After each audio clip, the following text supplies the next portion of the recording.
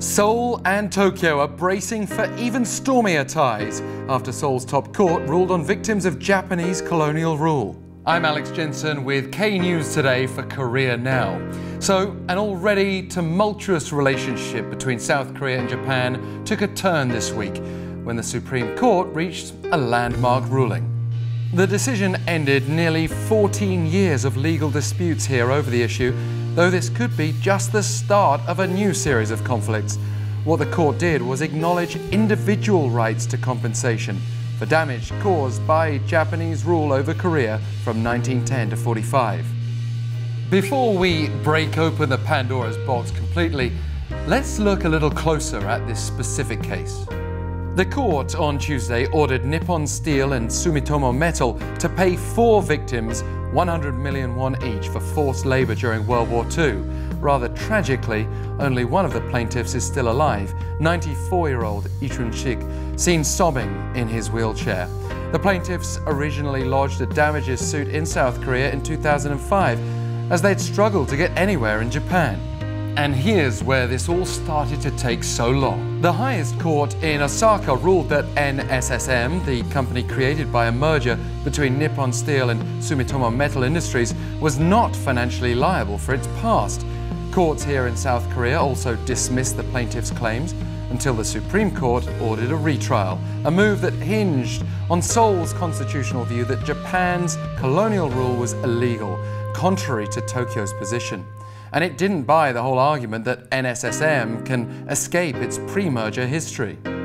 This decision puts the company in a tough position because victims could seek to seize its assets, especially here in South Korea.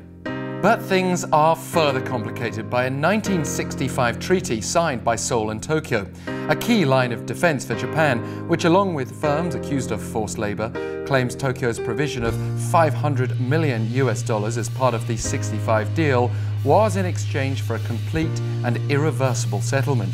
As senior South Korean foreign ministry officials told us, the ruling is expected to shake the foundation of South Korea-Japan relations, maintained since the signing of the 1965 agreement on the settlement of problems related to property, claims, and economic cooperation.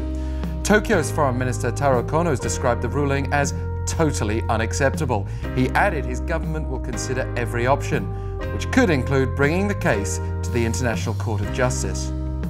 Japan's upset because now we have a legal basis for individuals to take action to seek compensation for colonial-era abuses, and could force Seoul to review its whole strategy in dealing with Japan. According to court data, 10 other similar cases pertaining to forced labor are already pending at courts across the country, including 2 at the top court. But time is also pressing.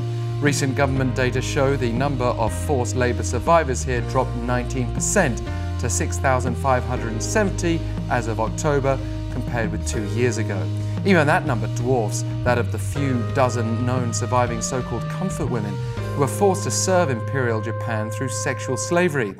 The two sides have been at odds over the last South Korean administration's 2015 deal to set up a fund for former sex slaves, because victims were not adequately consulted and still seek sincere repentance.